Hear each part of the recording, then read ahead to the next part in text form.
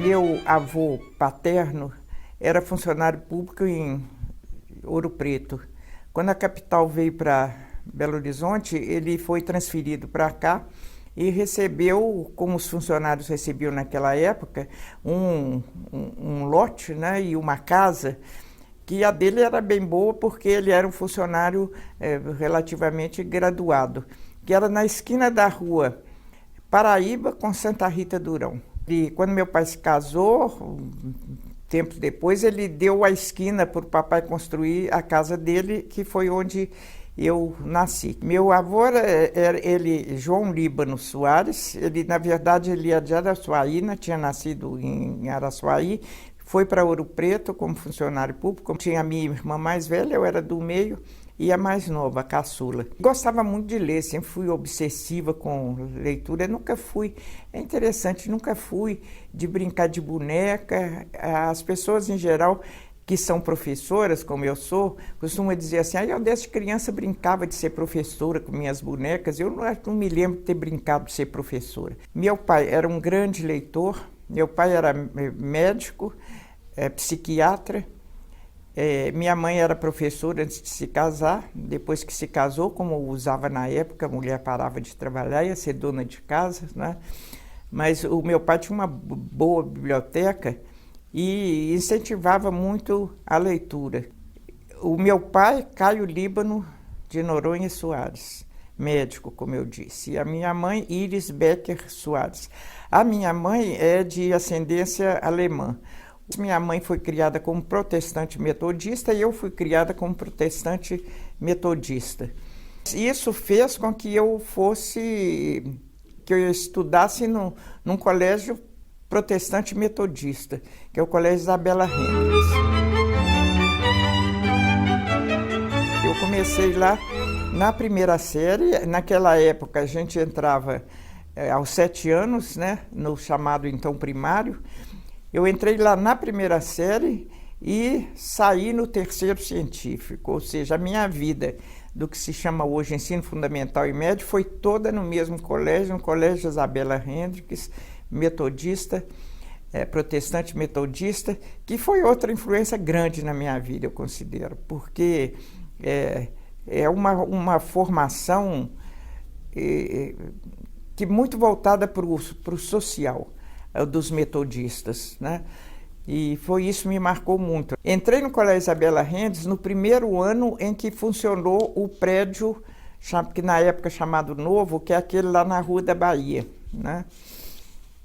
Eu morava ainda lá embaixo, lá embaixo, porque era embaixo mesmo, no bairro dos Funcionários, na Rua Paraíba com Santa Rita Durão.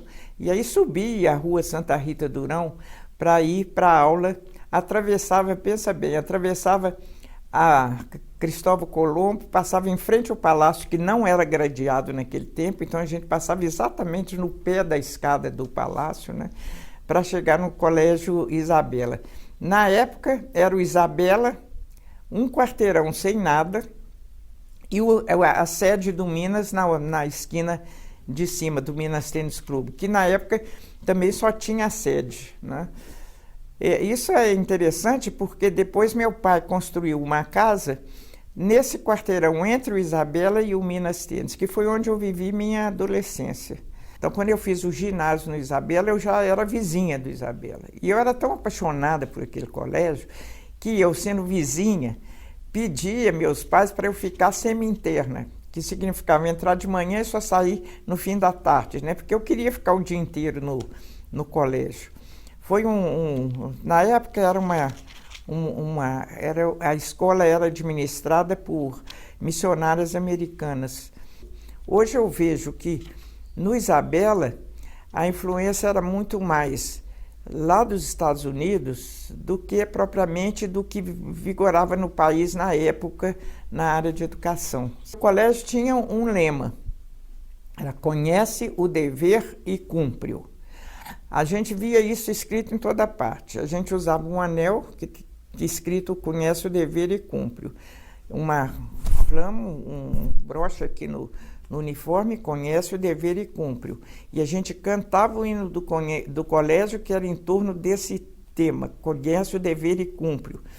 Então, isso me marcou muito, porque até hoje eu me vejo submetida a esse lema. Quando eu terminei o ginásio, eu escolhi, entre as opções que a Isabela dava, as 3, eu escolhi científico, porque eu queria me orientar para a área das ciências exatas. Talvez por influência do meu pai, que além de médico, era também professor da UFMG. Era professor de biofísica, física. Quando foi no terceiro científico, eu tive uma professora que estava se formando na Faculdade de Letras, que tinha sido criada poucos anos antes, que é a professora Ângela Leão. E a Ângela, que na época para mim era Dona Ângela, me influenciou tanto, me mostrou tanto o que era o mundo da língua e da literatura, que eu resolvi que era aquilo que eu queria fazer.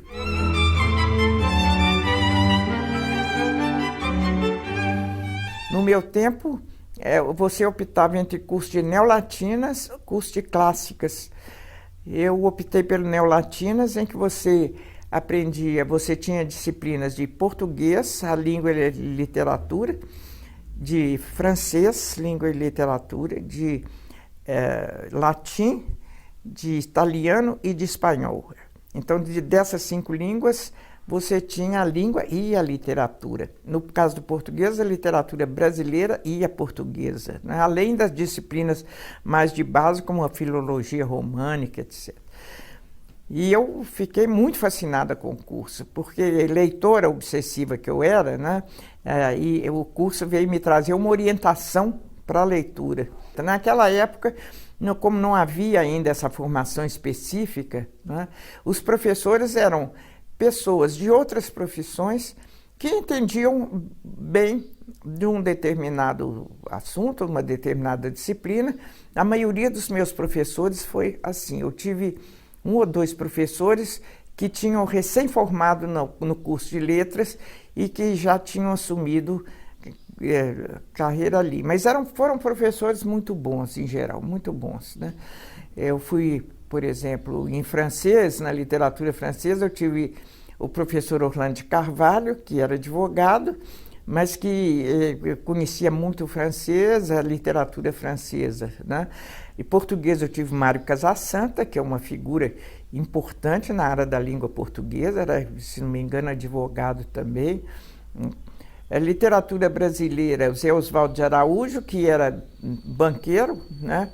Mas conhecia bem a literatura brasileira. No caso do francês, vinham professores da França e italiano também. Tive um professor italiano que veio da Itália para dar o curso de italiano. Então, o curso, na época, era assim, era a faculdade de filosofia, que não é a faculdade de filosofia que a gente tem hoje, né? A chamada FAFISH, Filosofia e Ciências Humanas. A gente chamava Faculdade de Filosofia e todos os cursos de formação de professores estavam ali. Foi muito importante porque a gente convivia com colegas de várias áreas, né? Porque ali funcionava o curso de geografia, de história, de biologia, de matemática, de física, de letras, etc. Nós começamos, é interessante porque o meu primeiro semestre na Faculdade de Filosofia foi em salas emprestadas do Instituto de Educação, que está lá até hoje, ali na Rua Pernambuco. Então, me lembro que a gente fez o primeiro semestre sentado em carteirinhas pequenas, quase que de crianças, porque a faculdade ainda não tinha lugar, certo? Depois do primeiro semestre, a faculdade alugou 3 andares no edifício Acaiaca. Então, eu fiz o resto do meu curso, eu fiz no edifício Acaiaca, no centro da cidade, né?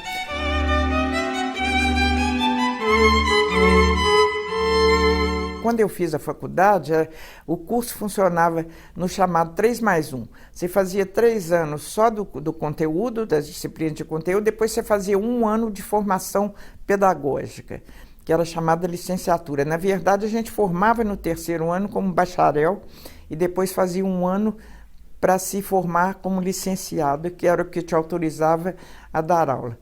Quando eu estava terminando o 3º ano, eu fui chamada pelo Isabela Hendricks, meu querido e saudoso colégio, para dar aula lá de português. Ao mesmo tempo, comecei a dar aula em outros lugares também, na rede pública.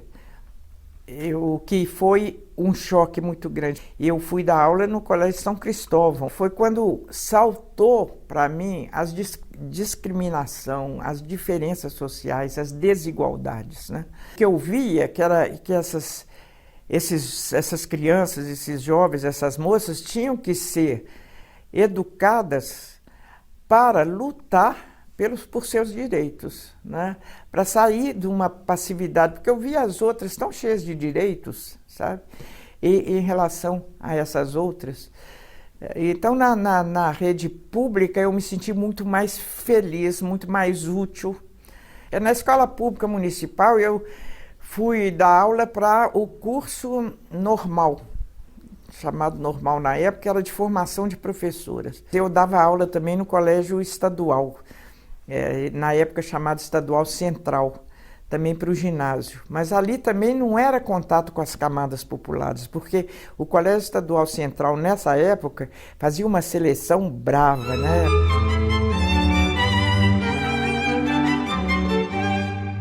Na época havia uma legislação que toda faculdade de filosofia, as faculdades que foram criadas para formar professores, deviam ter um colégio de aplicação, chamado de aplicação, porque seria o colégio onde se aplicava aquilo que se ensinava teoricamente nas faculdades. Funcionava assim, era o sistema de catedráticos, né? Cada disciplina tinha um catedrático que comandava aquela disciplina e tinha assistentes.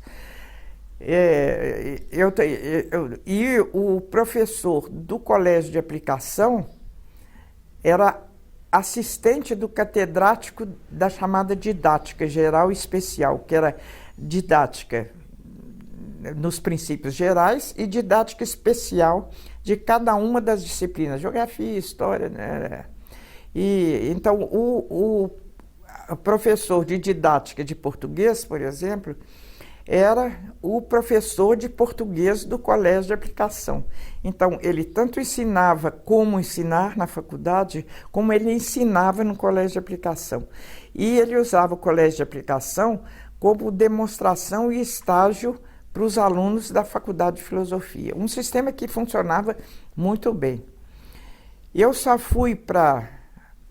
entrei para a universidade, porque essa era uma forma de entrar para a universidade, quando a professora de português e assistente de didática de português teve que pedir demissão, porque era casada com um engenheiro que foi fazer uma obra longe, não sei. Então eu fui chamada para substituí-la enquanto ela estivesse fora. Foi quando eu fui para o colégio de aplicação e aí deixei o Isabela. Porque aí eu tanto dava aula de português quanto dava aula da didática de português na faculdade.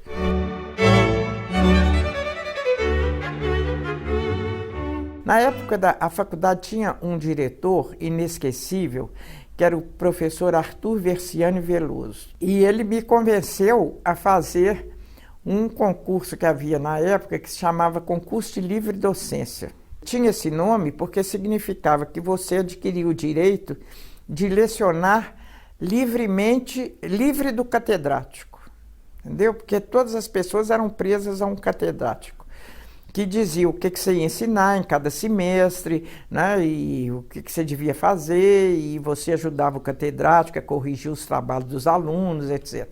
O livre docente tinha independência, ele ficava no mesmo nível do catedrático, com liberdade de dar aulas. Daí o nome livre docência.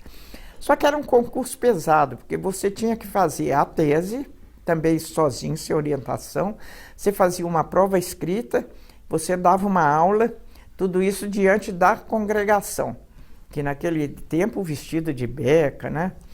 Então, o professor Veloso me convenceu que eu devia fazer isso, porque a livre docência te dava 2 títulos, o título de livre docente e o título de doutor. Aquele título de doutor que eu podia adquirir se eu fizesse só a tese e defendesse a tese. Mas ele me convenceu. Muito insegura, porque eu estava muito nova ainda, né? Eu tinha... Isso era nos 60, porque eu entrei em 59, quando 60, ele me convenceu disso, tanto que eu fiz a livre docência em 62. E aí eu fui muito bem no concurso e passei a ser professora da Faculdade de Filosofia, na área de didática, e tanto geral quanto a didática, mais a didática especial de português, né?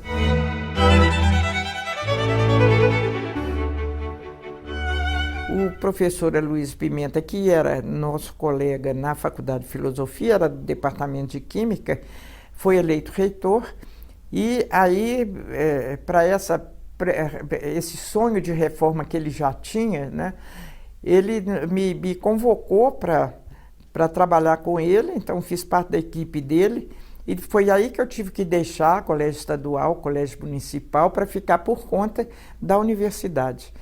O encargo que o professor Aloysio me deu, e essa foi a segunda experiência rica com o ensino público minha, foi de criar uma coisa que não existia, que era um colégio universitário. A lei tinha determinado, a lei de reforma do ensino médio, tá? Que as universidades podiam ter um colégio universitário, que era o quê? Era um colégio que tinha só o terceiro ano e que tinha o objetivo de preparar os alunos para o ensino superior, mas não como um cursinho. Era até uma reação contra os cursinhos da época. Eu e o professor Elcio Werneck, que era na época professor do cursinho preparatório da Faculdade de Medicina, que as faculdades algumas tinham seus cursinhos. Ele era professor da medicina, e ao mesmo tempo coordenava esse cursinho lá, preparando os alunos para medicina. Então nós dois fizemos uma dupla que foi muito, muito boa, funcionou muito bem para montar o colégio universitário. Nós planejamos um currículo, planejamos a metodologia que ia funcionar ali, os programas. Quando nós estávamos com isso tudo pronto, a gente chamou o arquiteto da universidade, que na época era o doutor Eduardo Guimarães, sentamos com ele e falamos: é preciso construir um prédio para isso. Eles já entrariam na universidade preparados para trabalhar em laboratório. Ao mesmo tempo, desenvolvendo a capacidade de estudo, né? Porque tinha muita preocupação em leitura, interpretação, inferência. Tanto assim que quando as primeiras turmas chegaram à universidade, os professores estranharam, os professores da universidade, porque estranharam não só porque eles tinham um nível acima do que era o habitual, como também eles cobravam muito. Eu era diretora pedagógica e o Elcio era o diretor administrativo. Eu tive que deixar antes que o colégio acabasse, porque depois a mesma lei que criou mandou descriar. Disse que não podia mais, que não cabia às universidades ter esse tipo de escola.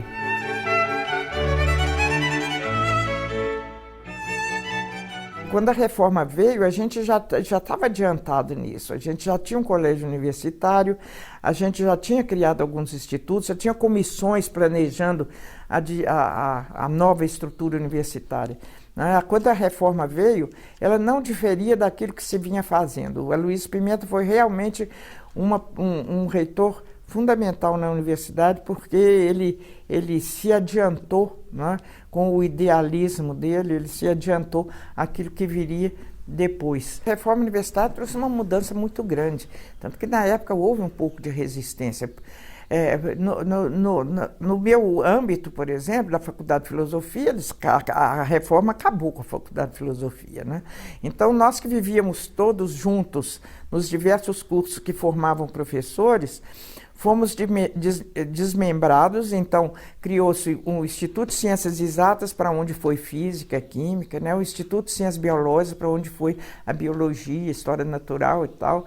a Faculdade de Educação, que foi o curso de Pedagogia, a Faculdade de Letras, para onde foi o curso de Letras, e assim por diante. O Geociências foi para o Instituto de Geociências. Então, criaram-se ou faculdades ou institutos. Os professores, obviamente, muitos resistiam, né? Vou deixar, por exemplo, professor, vou deixar o meu gabinete na Faculdade de Medicina para ir para outro lugar, né? Com outros professores, com outros colegas, e a reforma também acabou com a figura do catedrático. Essa também foi um choque grande para muitos, porque a pessoa era catedrático, ele era dono de ele tinha um feudo, né, para dizer assim, e isso acabou, né, não tinha catedrático mais, né, porque criou-se uma carreira universitária, que é a que vigora até hoje, com modificações que vieram depois, mas basicamente o que veio da reforma universitária. E aí ficou meio ambíguo, porque a Faculdade de Educação ficou com a competência de formar pessoas especializadas, digamos assim, na área de educação, e, ao mesmo tempo, de formar professores para o ensino das séries iniciais e da educação infantil. Mas essa convivência é difícil, porque você tem professores das disciplinas, digamos, teóricas, que são muito mais numerosos do que os professores das disciplinas que orientam para o ensino. Então, você acaba formando pessoas em cursos que são basicamente de formação de professor na Faculdade de Educação, que, na verdade, não saem preparados para serem professores, como também não têm saído preparados das licenciaturas que estão nos vários institutos e faculdades para serem professores, porque a formação de professor ficou diluída com a reforma. Essa foi uma desvantagem no que cabe à formação de professor, mas a vantagem de que você fortificou muito as áreas específicas. Então, a universidade não formava tantos químicos, matemáticos, físicos, biólogos, né, como forma depois da reforma universitária. Tantos pesquisadores nessas áreas, né, tantos indivíduos especializados a fundo nessas áreas, que foi a reforma que possibilitou em grande parte isso, né? Como também deu mais independência para o crescimento dos professores, na medida em que a reforma criou uma carreira, uma entrada por concurso, que até então era uma entrada por convite do catedrático, né? A partir daí foi concurso para entrar na universidade e carreira bem estruturada.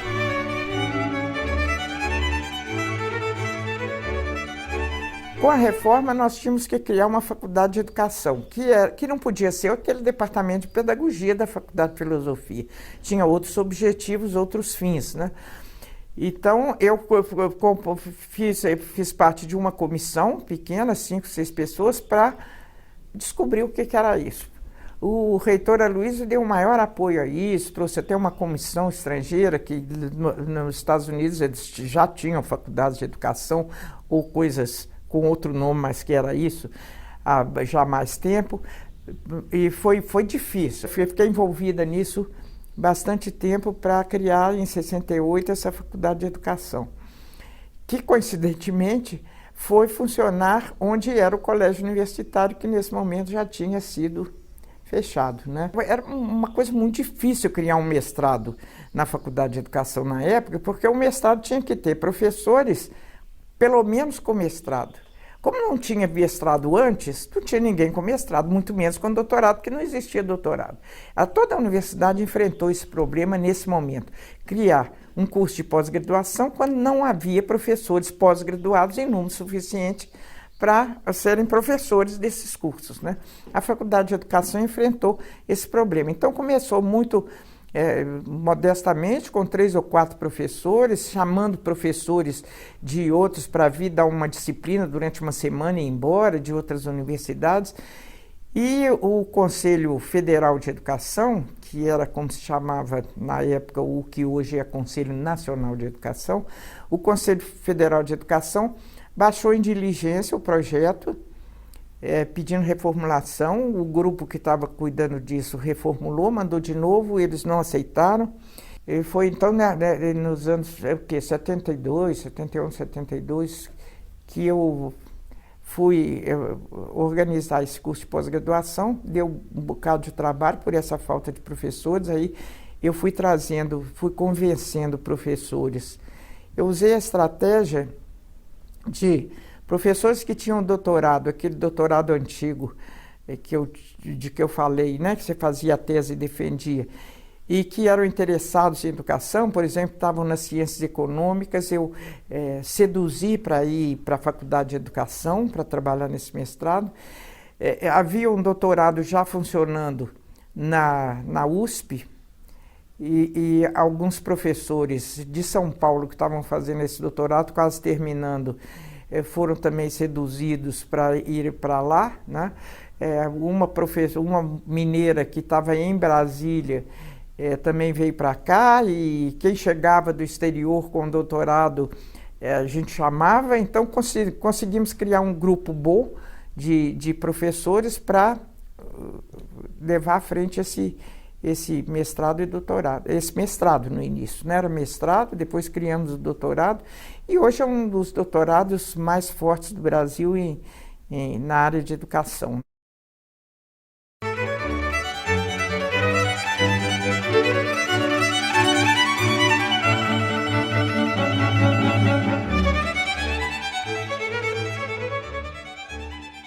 A gente vivia sempre em estado de alerta.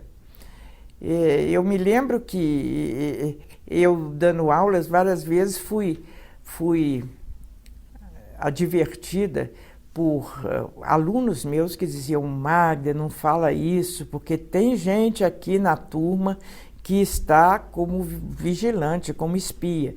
Eu não acreditava muito, mas acabei tendo que acreditar, porque realmente, tempos depois, a minha casa foi visitada por um agente do DOPS que era meu aluno, e que foi lá, falou: vinham aqui, mas eu fiz questão de vir porque sou seu aluno. Ele esteve lá, olhou meus livros e tal, tirou.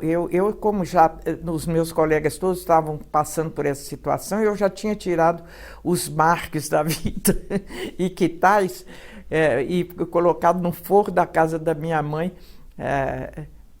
para evitar qualquer perigo. Mesmo assim, ele achou uns 2 livros absolutamente sem nenhum sentido, né? Que ele achou que eram revolucionários. Eu me lembro de um livro de um psiquiatra americano, Erich Fromm, que tinha um título assim: Meu Encontro com Freud e Marx, que ele discutia psicanaliticamente esses dois, né? Nunca me ocorreu que aquele livro pudesse ser subversivo, mas ele ficou bravo com esse livro, levou o livro. Então, é isso para dar uma experiência pessoal. Tem várias experiências pessoais, né, disso. A mais forte foi, naturalmente, eu trabalhando com a Luiz Pimenta, e, de repente, chegou lá um militar, que era professor da universidade, para assumir a reitoria, né, com um papelzinho na mão, que foi uma coisa foi um impacto muito grande, foi muito desagradável isso aí. Foi horrível. Enfim, a Luiz saiu e ele ficou lá um tempo, mas depois saiu ele também. Uma época de uma insegurança enorme. Você tinha que pensar no que você falava, no que você fazia, né? E tentando proteger os alunos, porque, graças a Deus, os estudantes eram muito ativos, né, combativos, como a juventude ou devia ser, né? Então, houve um momento que a Faculdade de Filosofia era uma das mais visadas, porque eram os alunos mais, né, ativos politicamente, faziam passeatas. Foi invadida a Faculdade de Filosofia, aqui na Carangola, porque eles queriam prender, os estudantes tinham feito movimentos, então se refugiaram lá na Faculdade de Filosofia, e entre eles estava quem era no momento o presidente do Diretório Central de Estudantes, que o diretório tinha uma ação muito forte de resistência à ditadura militar. Então, os soldados invadiram o hall de entrada ali da faculdade, e professores que estavam lá também, ficamos também sitiados nos andares de cima Eu digo que foi a primeira e única vez, graças a Deus, que eu cheirei gás lacrimogêneo, porque eles começaram a soltar gás lacrimogêneo, que aquilo subia pelas rampas da faculdade. E o Valdo estava lá. Eu sei que a gente não queria ceder, a gente era os estudantes e nós professores, alguns professores estavam lá, né? Para proteger, porque a gente sabia muito bem o que acontecia com quem era levado para o DOPS. Mas o grande professor Veloso negociou com os militares lá embaixo de que os professores, pelo menos, tinham que ter autorização para sair, né? Então, nós recebemos um credenciamento para os professores saírem. E aí, combinou-se o seguinte, eu estava com o carro no estacionamento numa posição estratégica. Então, o Valdo desceu até o subsolo pelo elevador, eles estavam no hall. Eu saí com o meu credencial, dei uma ré, eles levantaram o porta-mala, o Val entrou lá, fechou o porta-mala, e aí tinha uma fila de soldados na saída, né, que você tinha que apresentar. E lá fui eu com o Valdo no porta-mala, e eu morava na Pampulha. Então fui até a Pampulha com o rapaz no porta-mala, porque eu falei, não vou parar no meio da cidade tirar o rapaz do porta-mala, né? E lá ele ficou uma semana mais ou menos, até as coisas se acalmaram. Até que uma madrugada ele disse, eu tenho que voltar para o movimento. E aí eu saí de madrugada com ele e ele pediu para deixar ali perto da Praça da Estação, ali ele ficou. Houve um ato de aposentar um grupo sem sentido da universidade, né? Que entre eles o professor Luiz e um colega nosso da faculdade, que também foi aposentado, e a gente ficava se perguntando por quê, né? Quer dizer, tem tanta gente no movimento, porque ele... um pouco era muito a questão da denúncia, sabe? Denunciavam muito facilmente uns os outros. As pessoas que eram a favor do regime denunciavam por qualquer coisinha. E ninguém apurava nada, prendia, né? Outro momento foi esse dos estudantes lá na Faculdade de Medicina, quando foi como é que chamava? O terceiro Encontro Nacional de Estudantes de Medicina, terceiro Enem, que os militares tinham proibido, mas os estudantes resolveram fazer assim mesmo. E aí foi uma coisa terrível, porque eles cercaram a medicina, né? E aí tivemos outro reitor corajoso, na época o reitor era o professor Eduardo Cisalpino, com quem eu trabalhava também, e ele tinha uma posição que era muito difícil de se ter na época, que era você num cargo de poder e nomeado pelo ministro da Educação, que era um militar, filiado ao regime militar, como é que você podia estar defendendo, você tinha que saber defender a universidade contra a ditadura, ao mesmo tempo sem criar atrito forte com a ditadura, porque senão faziam o que fizeram com a Luiz Pimenta, manda embora, né? E ele foi muito hábil para fazer isso. Tanto assim que houve pessoas na época que faziam críticas achando que ele estava aderindo ao regime militar, quando não era isso de forma nenhuma, ao contrário, era a defesa da universidade, né, da autonomia da universidade, que sempre foi o grande princípio da universidade, e particularmente dele, a defesa da autonomia da universidade. Agora, para isso, você tinha, em certos momentos, que negociar. Ele teve, na época, o ministro, na época que ele foi reitor, era um ministro um militar, digamos, mais a menos, que era o Ney Braga, né? Era um militar que tinha uma compreensão da universidade, do papel da universidade, então não era muito difícil negociar com o ministro Ney Braga. Ele foi para lá para defender os estudantes, e aí é interessante porque nós ficamos na reitoria, e eles se comunicando conosco na reitoria, um grupo, me lembro eu, Beatriz Alvarenga, Zé Armando, um grupo, Maria Lisboa, na reitoria, acompanhando de longe o que estava acontecendo, até que ele conseguiu que os estudantes fossem em ônibus, queriam botar eles em Camburão, ele não deixou, né? Chamar o ônibus, ele chamou o governador, então fez toda uma... para levar esses estudantes... concordaram que os estudantes poderiam ser libertados depois de fichados pela polícia. Então foram lá para a Gameleira, né? E o reitor foi junto com eles para a Gameleira e ficou lá até sair o último. Mas puseram aqueles meninos, um grupo muito grande de estudantes, na Gameleira, naquelas baias de animais, né?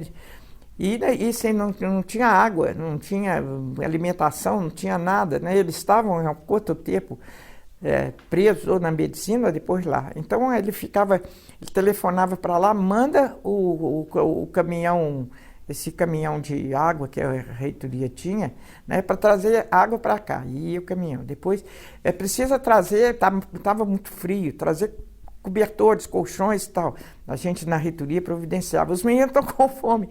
A gente ficou fazendo sanduíche, mandava aquela quantidade de sanduíche a noite inteira para dar suporte para até que eles fichassem menino por menino, cada hora saía um, né? Muitos pais lá do lado de fora esperando o filho sair. O AI-5 é que foi o grande responsável por isso, né? Porque o AI-5 foi de 68. Quando as coisas, até 68, ainda era mais ameno, se é que se pode dizer isso.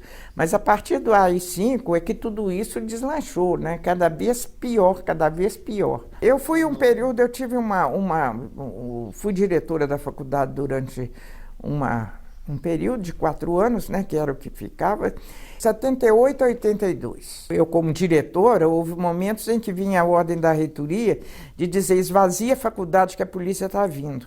Invadiu o campus.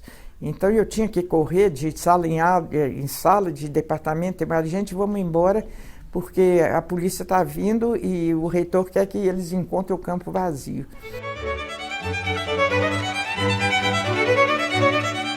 Depois da minha direção da faculdade, que eu formei um grupo inicialmente para a gente fazer pesquisa sobre o que a gente já sabia, o que tinha sido produzido já no Brasil pelas pesquisas sobre alfabetização. Então fizemos um projeto, uma pesquisa que até hoje continua sendo desenvolvida por uma que trabalhou comigo na época e continua desenvolvendo a pesquisa, que é o estado do conhecimento sobre alfabetização no Brasil. Nós fizemos um levantamento do que já tinha sido construído como conhecimento, para a gente saber o que é que está acontecendo, como é que isso está sendo analisado, para poder intervir, né? Esse grupo, essa pesquisa foi muito interessante, o grupo foi crescendo, porque era muita coisa a fazer. Depois a gente começou a aprofundar em certos aspectos. Por exemplo, ao levantar esse conhecimento, a gente viu que tinha um grupo grande de trabalhos, pesquisas sobre dificuldades de aprendizagem da criança na alfabetização. Então, criou-se um subgrupo para esse tema, e assim vários subgrupos. Isso cresceu e que acabou exigindo que a gente se institucionalizasse de alguma forma. Foi quando se criou, então, esse centro, CEALI, né? Centro de Alfabetização, Leitura e Escrita, que se fortificou muito, porque aí a gente começou a ter muita demanda, sobretudo do MEC, para atuar nessa área, né? Não só fazer pesquisa, não só formar professores, né, na faculdade, mas atualizar professores fora, fazer cursos de extensão, de aperfeiçoamento de professores, enfim, atividades numerosas que o CEALI foi assumindo. Então, hoje ele é um grupo forte na área de alfabetização e letramento no país. Na época, o grande livro adotado por quase todos os professores de português era o livro do Raul Moreira Leles, isso no ginásio, né, que hoje corresponde à 6ª, à 9ª, era a 5ª, 8ª. Né?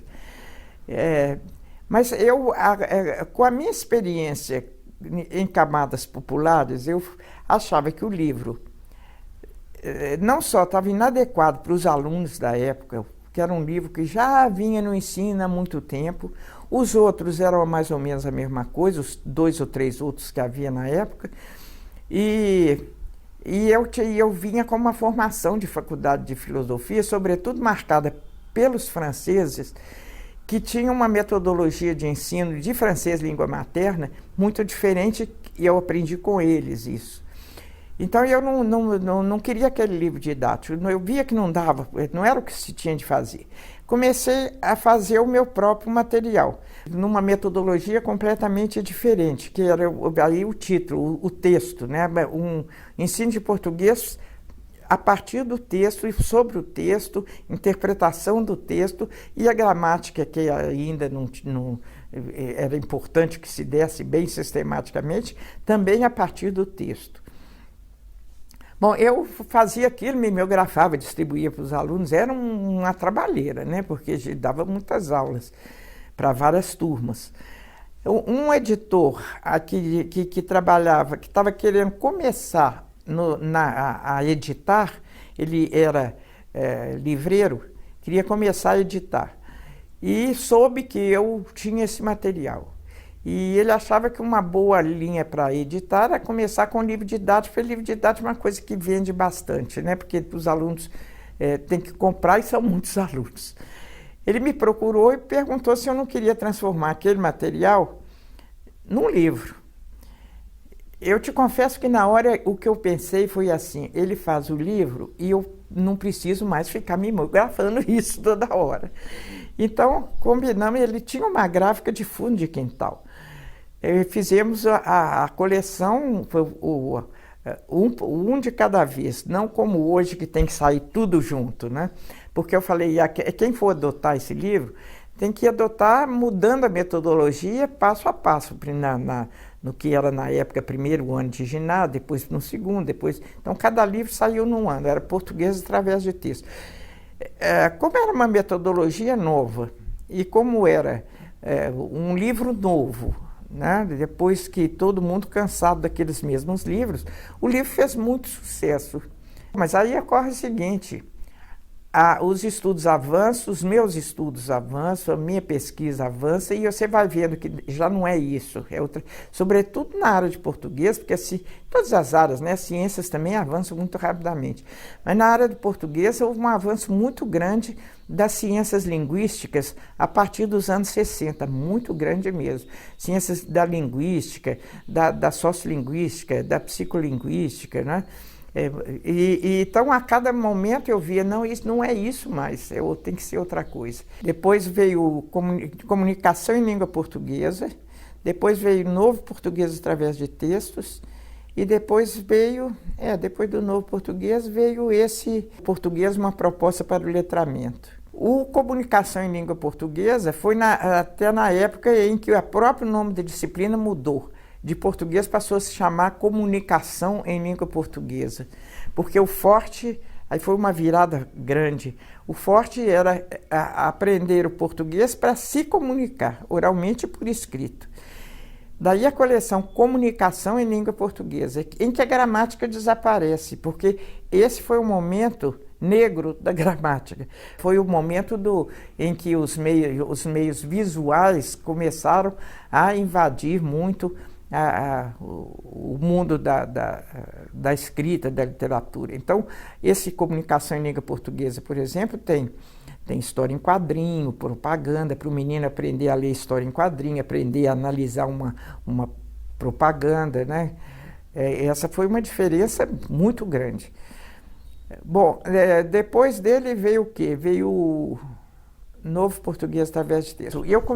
Eu e o editor do Português através de textos, começamos a receber muita carta de professores do Brasil inteiro pedindo que reeditasse o Português através de texto. Porque aquele era um livro bom, aquele era um livro que ensinava os alunos.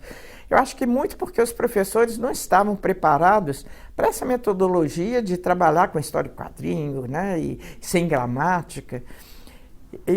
Houve então essa proposta e o editor insistiu comigo, vamos editar de novo Português através de texto. Eu falei, vamos ver. Eu fui analisar o português, mas falei, não é isso, por mais, né? Os professores estão iludidos que isso vai servir para os meninos de hoje, isso não responde mais aos fundamentos que já avançaram do ensino da língua portuguesa, tem que fazer uma outra coisa. Então fiz, na verdade, uma outra coleção. Eu até na época entrevistei vários professores que tinham usado aquele português através de textos, para ver o que eles achavam que era preciso mudar de certo. E achei que era tanta coisa que precisava mudar, que na verdade aproveitei pouco do português através de texto e fiz um novo português através de texto. Que aí já foi um meio caminho, né, que tirava aquele exagero do comunicação em língua portuguesa, mas ao mesmo tempo já avançando para um trabalho mais contexto mesmo, no sentido de discurso, de interação entre as pessoas. Isso foi já no início dos anos 80. O português é uma proposta para o letramento. Aí você vê que já entra a palavra letramento, que foi uma palavra que surgiu em meados dos anos 80, né, que não existia no nosso vocabulário antes, e que traz essa ideia que o português, a língua, não é apenas para você aprender, é para você usar, né? Num sentido um pouco bem diferente do comunicação em língua. Não é usar para se comunicar, mas é usar em situações discursivas, um outro conceito que apareceu nesse momento, o conceito pelas ciências linguísticas, o conceito de língua como interação, como discurso, né? Essa inserção no mundo da escrita que a palavra letramento vem expressar. Então já é uma proposta para o letramento, ou seja, para aprender o português como uma forma, sobretudo a língua escrita, como uma forma de inserção no mundo letrado, né, no mundo da escrita. Com esse eu encerrei minha carreira de autora de livro didático, porque você, quando faz um livro didático, você tem que pensar no professor, no aluno, nos processos do aluno e nos processos do professor, para que você tenha alguma coisa que realmente funcione na sala de aula. A gente, quando se forma em letras, sai com autorização para dar aula, saía com autorização para dar aula nas séries finais do ensino fundamental e no ensino médio. E eu comecei, então, trabalhando nessas séries. Meus livros didáticos iniciais, as 2 ou 3 primeiras coleções foram para as séries finais do ensino fundamental. Mas essa experiência nessa faixa e a experiência do país foi mostrando que o problema estava mais atrás, mais nas séries iniciais. Porque os alunos chegavam nas séries finais do ensino fundamental sem as condições mínimas que deveriam ter sido dadas nas séries iniciais. Daí o meu interesse foi se voltando para essa fase inicial, porque o fracasso estava localizado ali. Quando chegava nas séries finais, os alunos já vinham tão peneirados, tanta gente ficou atrás, tanta reprovação, tanta evasão das camadas populares, era aí que a coisa estava, que eu comecei a me preocupar muito com essas fases, essas iniciais. Comecei a me preocupar primeiro com pesquisa, né, me voltando muito para fazer pesquisa sobre o porquê isso acontecia, né? E dessa época data um livro meu que a primeira edição é de 1986, um livro que se chama Linguagem Escola, uma perspectiva social. Esse livro retrata bem a minha posição nessa época.